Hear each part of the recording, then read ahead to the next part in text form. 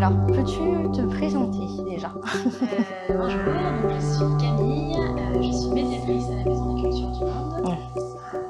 Je m'occupe de faire des expositions et également d'accueillir du public. D'accord. Petit point de situation du coup, vous êtes combien à travailler ici? Alors nous sommes 7 salariés et on est rejoints ponctuellement en fonction des activités par des personnes qui nous rejoignent sur des contrats à temps court ou encore des services civiques et des stagiaires. OK, d'accord. Et concrètement, du coup, ces 7 salariés, vous faites quoi, dans l'entreprise, en fait? Donc dans l'entreprise, alors dans l'association, puisque nous sommes une association. D'accord, donc salariés pour une Voilà, association. nous sommes salariés pour l'association. OK. Donc on a une personne qui... alors, attends. Par quoi je commence? Donc on a un directeur, on a également une personne qui est chargée de l'administration et de la production, puisque nous produisons des spectacles. D'accord. On a une personne qui est chargée de la programmation des spectacles et de leur diffusion. Une personne qui est chargée de la communication de l'ensemble des activités. Moi-même qui suis chargée des expos et de la médiation des publics de manière générale. Et une personne enfin qui est chargée de toutes nos missions qui concernent le patrimoine culturel immatériel et notamment l'organisation de colloques, de conférences, de journées d'études et de manière générale animer le réseau du patrimoine culturel immatériel. Okay. Et une personne qui est chargée de nos archives et de la valorisation en ligne de nos contenus. Quand tu parles de spectacle, en fait, donc ça vous arrive, en fait, ici d'avoir des animations, de faire des spectacles, du coup?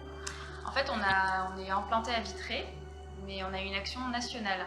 D'accord. On travaille en fait sur tout le territoire français et particulièrement en Île-de-France et à Paris, puisque c'est une association qui est née à Paris en 1982 et qui s'est construite autour du spectacle vivant, notamment avec l'accueil d'artistes en fait issus de cultures, de pays étrangers, de pays du monde entier. Et voilà, et donc depuis 2004,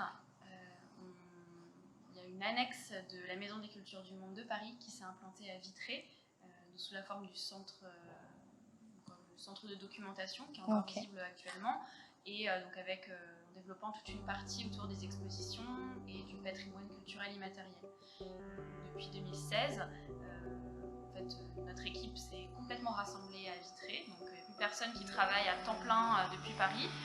D'accord. On continue à avoir des activités à Paris, donc nos activités de programmation de spectacle, et puis à Vitré, donc plutôt la partie exposition, même si on fait aussi également venir des artistes à Vitré, mais on n'a pas de lieu pour les faire venir ici dans nos locaux, donc on est en partenariat notamment avec le centre culturel par exemple. D'accord, ok. Oui, donc quand vous avez des spectacles, du coup, plus au centre culturel. Ok, d'accord. Et vous en faites à peu près, enfin, ça dépend des expositions, ça dépend... Alors, les deux programmations sont assez séparées les unes des autres. D'accord. On va avoir une programmation d'à peu près 2 expositions par an, qui durent en moyenne 4-5 mois chacune. Et en parallèle, les spectacles vont se concentrer plutôt sur des périodes assez courtes. Donc là, on était sur un gros temps fort à l'automne. On va commencer là, pour cette nouvelle année, plutôt à Paris. Et puis, en fait, ça va se terminer notamment à Vitré avec une date en décembre avec des Cubains en fait, qui vont venir à Vitré. D'accord. Donc là, pendant à peu près 3-4 mois, on est amené à bouger un petit peu partout en France, notamment mes collègues qui sont vraiment en charge plutôt de la partie spectacle. Et après, l'idée c'est qu'à partir de 2022, on va avoir aussi des spectacles qui vont plutôt se passer au printemps.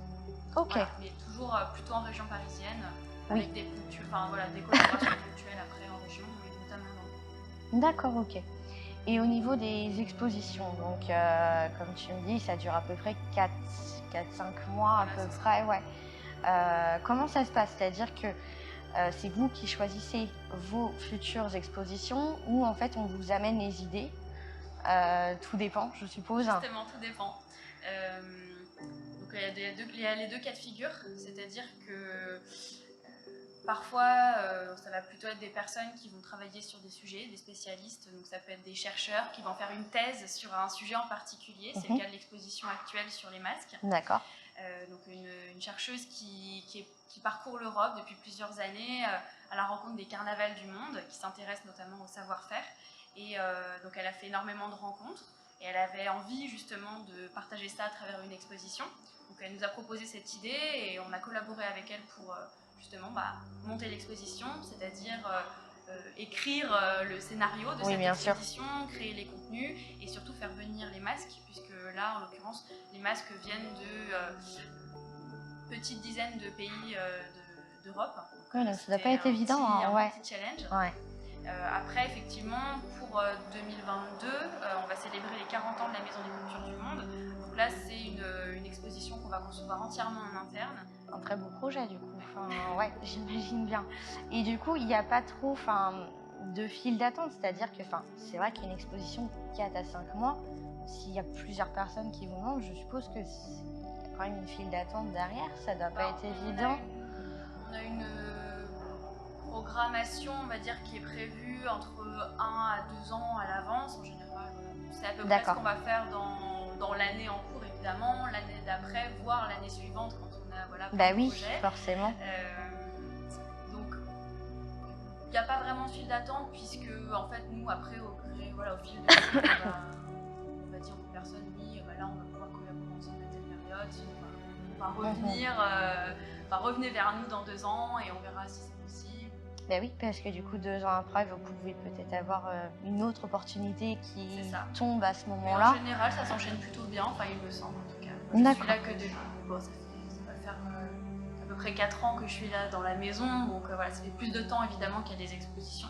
Il me semble qu'il y a aussi une volonté évidemment que les expositions collent avec nos activités. C'est toujours des expositions qui valorisent du coup le fameux patrimoine culturel immatériel.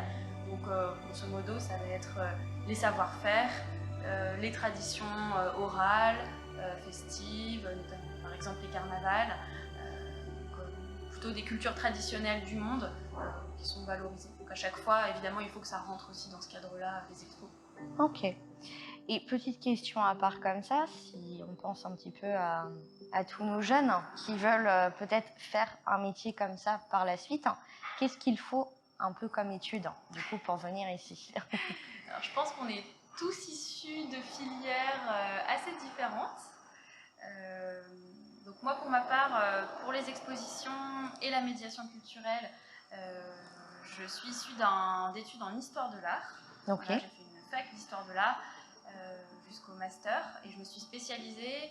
Il y a un master en fait à Rennes 2 qui permet de se spécialiser dans la production des expositions, conception, production des expos et de manière générale la conservation et la mise en valeur des objets de musée. Et donc c'est par ce biais-là moi que je suis arrivée dans ce métier-là. Après c'est très divers en fonction des métiers évidemment puisque la personne qui est chargée de la communication va plutôt avoir fait quoi d'ailleurs. Qu'est-ce que tu as fait comme métier? Pardon. Communication et journalisme. Voilà, donc notre collègue qui a fait des études de communication et de journalisme. On a des collègues, par exemple une collègue qui est juriste de formation. D'accord, oui, il y a un petit peu tout métier. Et surtout le cœur du métier finalement, pas mal de collègues, c'est l'anthropologie.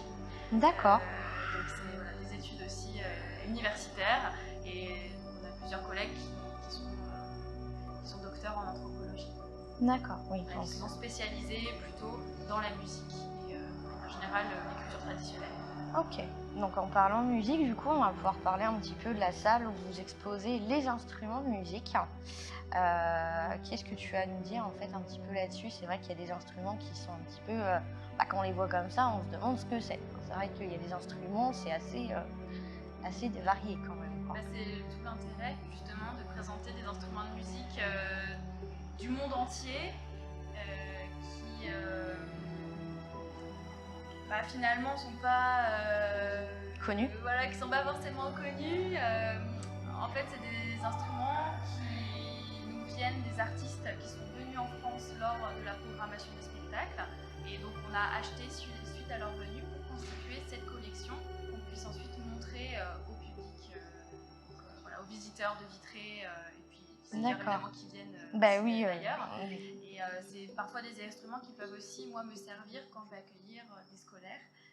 Donc il y en a certains, dans le cadre des activités, qui vont pouvoir être manipulés. D'accord. Ouais, donc ça, c'est intéressant. C'est vrai que les élèves doivent être contents de... Les élèves sont très contents de manipuler Bah oui, des instruments j'imagine qu'ils bien. ont parfois jamais vus. Et peut-être l'occasion de jamais les remanipuler par la suite, Peut-être. forcément.